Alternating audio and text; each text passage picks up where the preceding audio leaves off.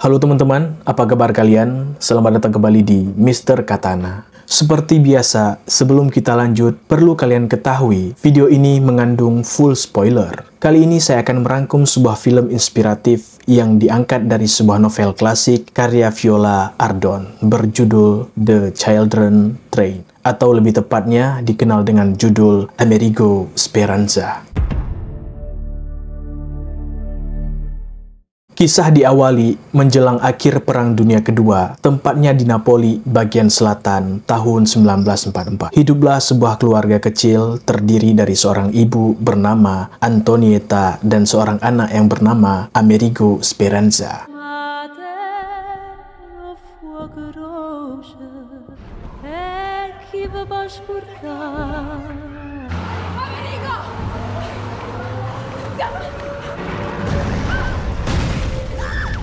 Amerigo! Mamma! Dove stai, Amerigo? Mamma! Amerigo! 2 tahun setelah perang berakhir, tepatnya di tahun 1946, Amerigo dan ibunya menjalani hidup yang sangat sederhana dengan berbagai keadaan yang menimpa mereka, terutama dari segi perekonomian. Zero punto! Stella premio! Ameri, basta, questi numeri muovete! Ma dove stai portando? Saking sulit dalam perekonomian, ibunya malah berencana menjual Amerigo ke kelompok komunis, yang mana nantinya Amerigo akan dibawa ke bagian utara dan akan ada keluarga yang menampungnya. Tapi hal ini masih dipertimbangkan oleh ibunya dikarenakan banyak yang menentang hal tersebut. Dan perlu kalian ketahui, hal seperti ini dulunya menjadi hal yang lumrah demi masa depan anak-anak mereka, walaupun ada sebagian yang tidak setuju. Primo piano. Ma è una fissazione proprio. Qua la gente non si fida. Tu lo sai questa che cos'è? No. No? A dove vai? Grazie. E vanno a mettere un mondo sotto tempo. Che esagerazione! Vivere ogni cosa. Io non ho deciso proprio niente. Terlihat seorang laki-laki bernama Capa mendatangi kediaman Amerigo dan ibunya, berniat untuk mengambil kopi pesanannya. Namun, bukan itu saja yang dia inginkan, melainkan bermaksud untuk menggoda ibunya Amerigo yang sudah lama ditinggal suaminya. Sementara Amerigo disuruh untuk mencari kain rombeng atau kain bekas. Salute, buona giornata. Salute. Piccoli, Buongiorno, capifi? Ecco qua. sono per il disturbo. Un caffè non me lo offrite? Per l'educazione. Io qua tengo qui. E vieni non tornare a cesta vuota. Ma non volevo caffè. Voglia a voi. Dia pun pergi dengan temannya bernama Tomasino mencari kain bekas dan sempat mencuri beberapa roti dan juga sempat mampir ke pedagang tikus putih hingga akhirnya mereka pun pulang. Zucchine, carote, pezza cucina.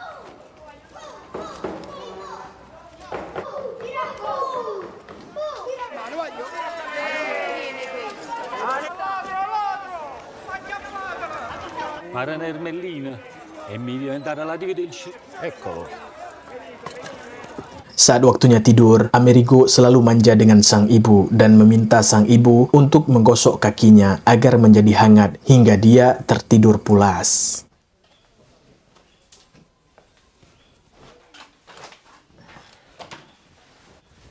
Avevo finito.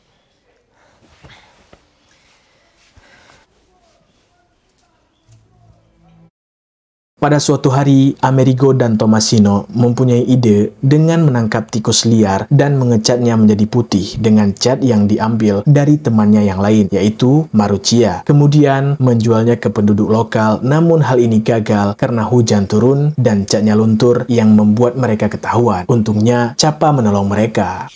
Schifo. Cioè, se mi vede mio padre, ma che hai? Fatemi mettere so quali zoccoli. Che schifo. Schifo. Questo è un gol, non barite più la morte fame. Accattate, accattate. E due bestie. Andate per il uno schifo. Signor, che guardi una nave? Tutte facciamo i conti dopo. Singkat cerita, Amerigo, Tomasino, Marussia, dan beberapa anak lainnya dijual ke komunis untuk dibawa ke utara dan dijanjikan akan mendapatkan hidup dan pendidikan yang layak. Hingga saat tiba waktunya, mereka akan dikembalikan ke orang tuanya masing-masing. Dove abitate, signor? A Napoli. Dove?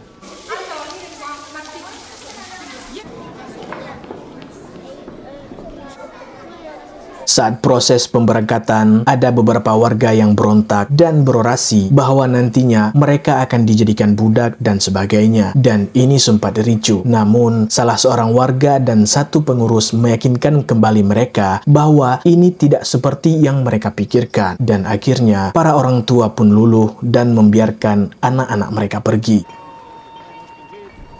Li mettono a bollire dentro ai pentoloni e ci fanno un sapone! Sono bestie!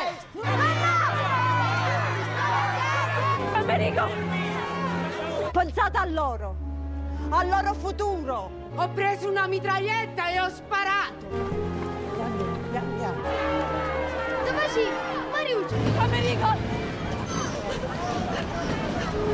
Singkat cerita, mereka tiba di bagian utara dan dijemput oleh masing-masing orang tua angkat mereka. Dan Amerigo menjadi anak terakhir yang diambil oleh seorang wanita bernama Derna. Amerigo pun dibawa pulang dan dikenalkan kepada kerabat Derna dan semua menerimanya dengan baik. Namun, ada satu anak yang tidak suka dengannya bernama Luzio.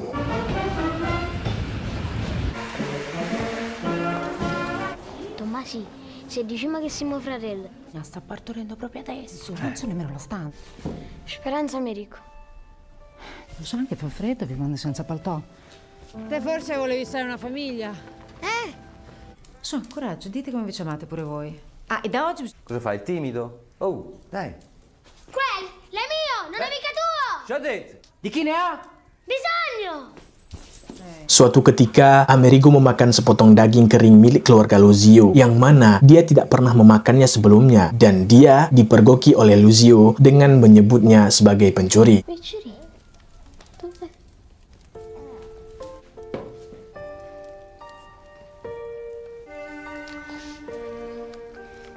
Rado, dove sei? Keesokan harinya, Amerigo diajak ibu-ibu untuk memasak kue, tapi dia menganggap mereka akan memasukkannya ke dalam oven. Dia pun lari ke hutan. Derna pun menyusulnya. Amerigo mengatakan dia ingin pulang ke Napoli. Derna pun mengatakan dia akan pulang saat ladang gandum memasuki waktu panen nanti, dan itu waktu yang tepat untuk Amerigo pulang. Amerigo, vieni, ti faccio vedere come si fa il pane. Il forno! Dai, Amerigo!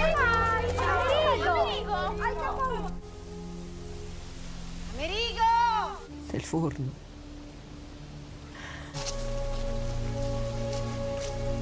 Quando il grano germoglia, nel campo diventa tutto... E quando ci metto?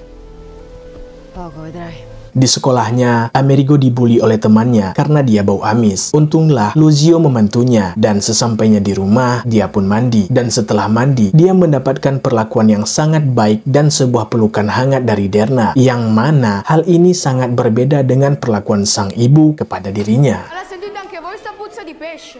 Ma stasera che te di nome fai benito? Fascista! Grazie. Comunque...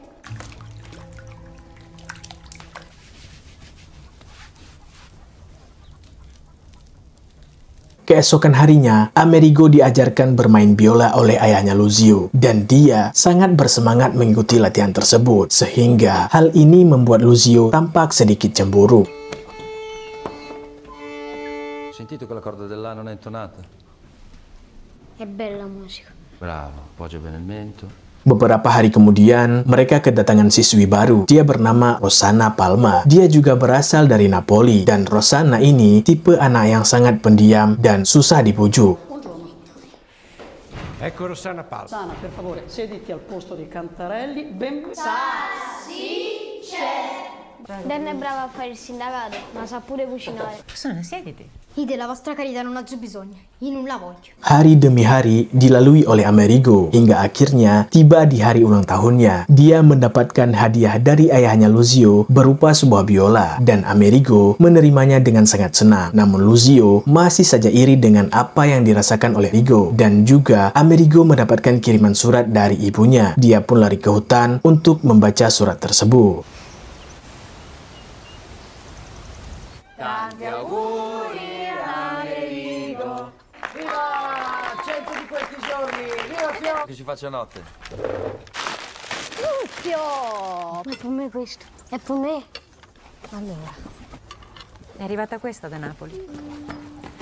Non è potuto scrivere. Beberapa hari kemudian, digelarlah sebuah pesta kecil-kecilan yang mengundang semua orang yang mengadopsi anak-anak dari selatan. Dan di situ, Amerigo bertemu kembali dengan teman lamanya, yaitu Tommasino dan Marussia, dan mengenalkan mereka ke Luzio dan Rossana. Mereka pun melepaskan kerinduan bersama. Namun, lagi-lagi di sini, Amerigo dan Luzio malah bertengkar.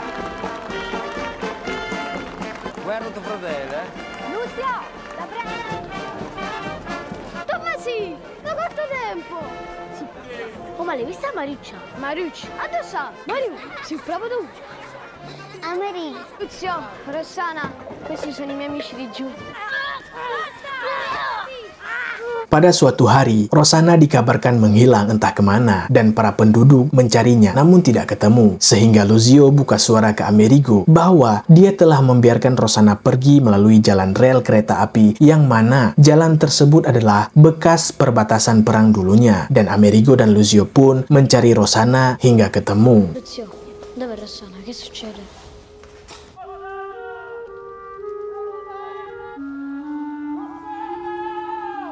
C'è?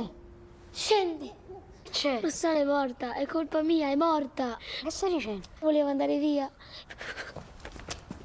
Saat menemukan Rossana, terlihat dia sedang ketakutan karena dia melihat sesosok jenazah. Yang saat Amerigo memeriksanya, ternyata itu adalah jenazah tentara yang sudah menjadi tengkorak. Namun, Amerigo mengatakan itu hanya bangkai seekor binatang agar mereka merasa tidak ketakutan. Karena kejadian itu, Luzio dan Amerigo menjadi begitu dekat dan mereka saling bercandaria. Se sentiamo il fischio del treno? Rossana! No, non mi muovo da qui. Dove? Stare qua, per vedere io.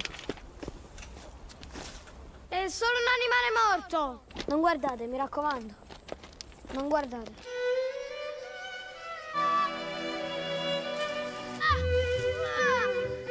Amerigo! Luzio!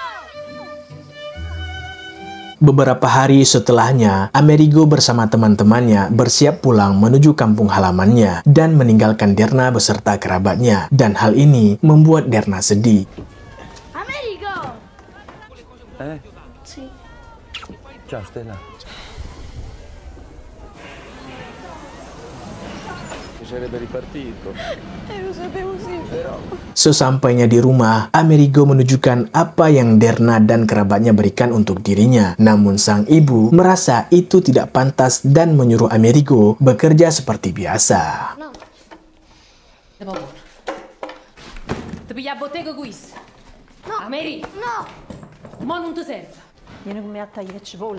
Amerigo pun menemui Tommasino untuk menceritakan keluh kesahnya. Dan setelah itu, dia pergi ke kantor pos dan mendapati kabar kalau Derna selalu mengirimnya surat. Namun, hal ini disembunyikan oleh ibunya. Bahkan, ibunya rela menggadaikan biola kesayangannya hanya untuk bisa menghasilkan uang untuk membeli makanan. Manna nel formaggio, le verdure, che piace tanto a quella del sud. Sono passate 3 mesi. Ritirare tutto quanto. Aspettate, ma...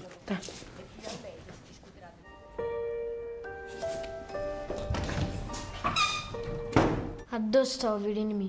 Chiederami! Addosso! Uomo, la tu. Tu sei una bugiarda! Amerigo pun merasa sangat kecewa dengan sikap sang ibu dan dia mencoba kabur sendirian kembali ke utara dengan menaiki kereta sebelumnya dan menemui ibu angkatnya lagi dan memeluknya seerat-erat mungkin. Namun ternyata ibunya sudah menghubungi Derna dan membolehkannya mengurus Amerigo.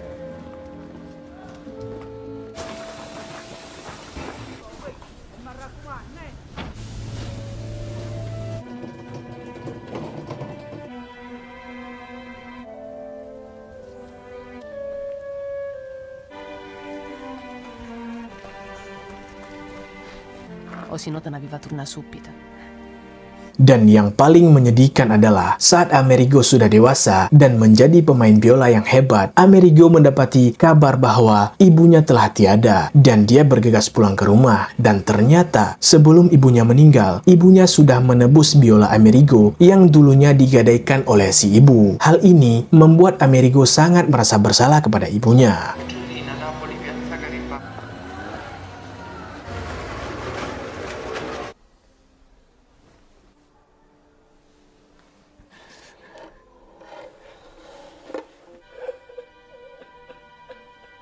Film pun berakhir dengan diperlihatkan masa kecil Amerigo sedang dipeluk oleh ibunya dan dinyanyikan lagu kesukaannya.